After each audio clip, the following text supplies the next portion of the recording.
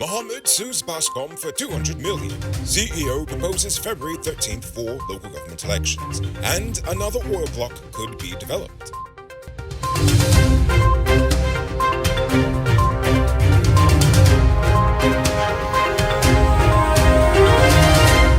I am Enrico Bulford, and this is Uncut News. Do you see news happening? Send us a tip on WhatsApp at 592-659-6151. Azruddin Mohammed has filed a $200 million Guyana defamation lawsuit against police detective Dion Bascom.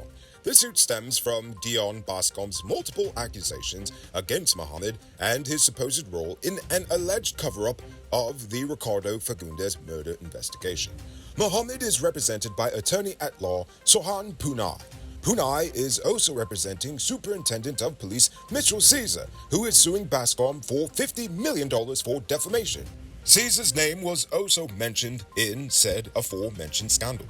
On a related note, 2 weeks ago, Bascom wrote to the president seeking protection under the Protected Disclosures Act, and to date, Bascom has yet to receive a response. Starbrook News says there has been no official response to the request, but in that time, the police force has demanded that Bascom return to duty, and the DPP's office has recommended that several criminal charges be brought against him for his statements which were in breach of the code of conduct of the police force since he is a serving officer.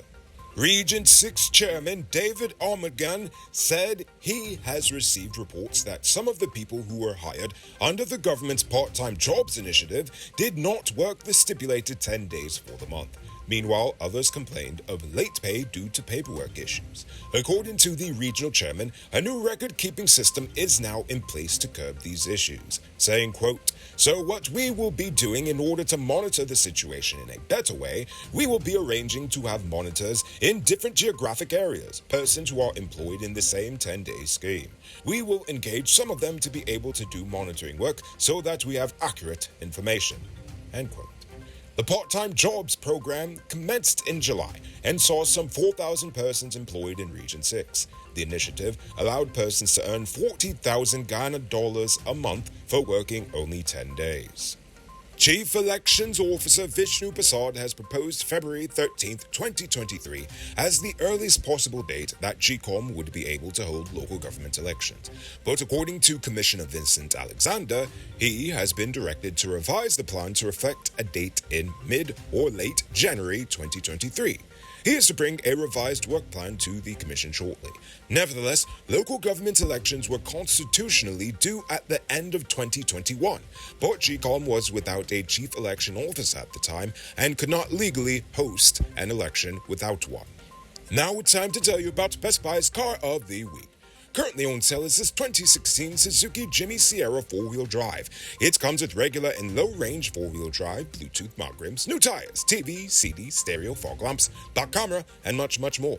Buy cash for $3.4 million, or pay as low as $700,000 down with around $67,000 monthly for 5 years, and it is yours. Call or WhatsApp 662-0844 for more info. Or visit their showrooms at Lot 171 Bidor Street, Queenstown, or Lot 2 Lamar Street, and tell them Enrico sent you for this sweet deal. The border town of Etteringbank in Region 7 is in urgent need of medical supplies and assistance after severe flooding made the community inaccessible. Regional Chairman Kenneth Williams passed on a message from one resident who said, "At this time, our community needs medical assistance to help with these patients. We only had 2 bottles of fever medicine. There are no antibiotics or medication to treat newborn babies." Williams told Starbrook News that a doctor was unable to travel to the area due to the airstrip being underwater. A Surinamese family has confirmed that the remains found in quarantine Babis over the weekend are in fact that of their missing relative, fisherman Wazir Shaw. The man's niece, Sarika Nisa, told the newsroom that her mother and other relatives positively identified the remains on Tuesday. He was identified by the steel plates in his leg and his clothing. According to the family, Shaw had gone missing since August 9th after he went on a fishing trip alone and was never seen alive again. The police have reported the discovery of yet another body. Yesterday morning, the corpse of 28-year-old vendor O'Neill Isaacs was found on a bridge at Brush Dam Road, Friendship, East Coast, Emerald. The man was pronounced dead at the scene. So, you need a pot for your truck and you looked your eyeballs out and you can't find it? Did you check Powered Automotive? Get high-quality DAF, International, Freightliner, Bedford TM or Scammo truck parts at the lowest prices at Powered Automotive. Visit them at Lot 1161 EE Eccles or call them on telephone number 6970171. Save big on truck parts at Powered Automotive, the #1 heavy-duty truck parts store in Guyana. Highly respected Roman Catholic nun and historian Sister Noel Menezes has died. She was 92 years old. Sister Menezes taught at the Department of History of the University of Guyana from 1967 until her retirement as a professor of history at the age of 60 years old in 1990. She was also the founder and director of the St. John Bosco Orphanage for Boys in Pleasance Village and the Mercy Boys Home, and she was known for her service on the council of St. Joseph Mercy Hospital. However, she was also a writer with several published articles and scholarly papers to her resume. A library has truly burned to the ground today. Now for today's oil update.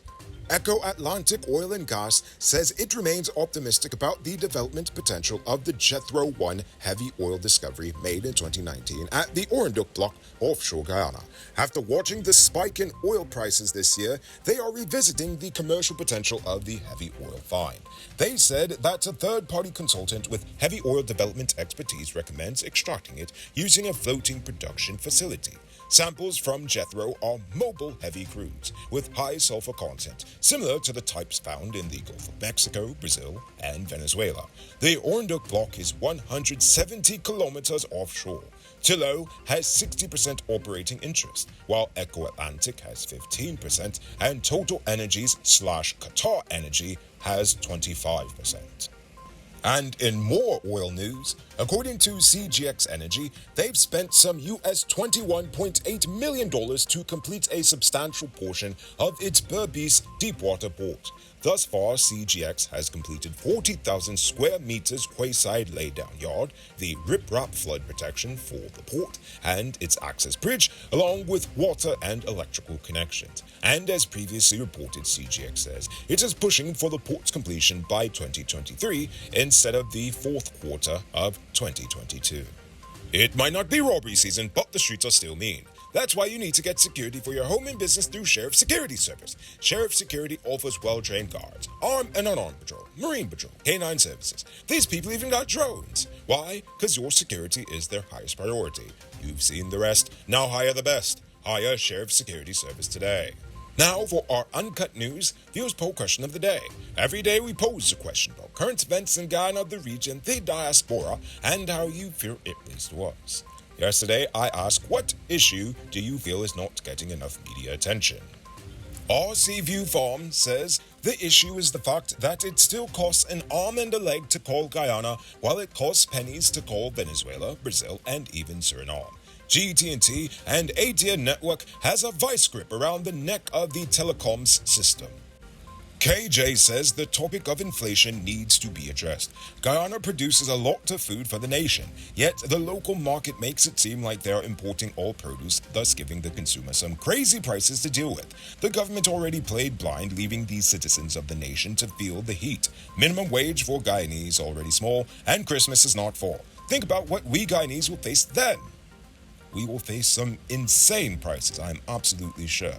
So, before we get to tonight's question, you can multiply your cash by selling Digicel Top-Up. This is a legit way you can earn some extra money at your business or to supplement your current hustle. Look on the Top-Up vendor quick and easy by linking with Cellular Plus. Call them on telephone number 685-3109 for more info. Now for tonight's question. Aside from part-time jobs and handouts, how can the government help the average household in Guyana make ends meet? I want you to think about that question. Tell us in the comments below. If your response is good enough, we just might feature it in our next episode. Anyway, that's all the time we have for tonight, and check us out tomorrow for another. Until then, I'm Rico Bulford saying good night, folks.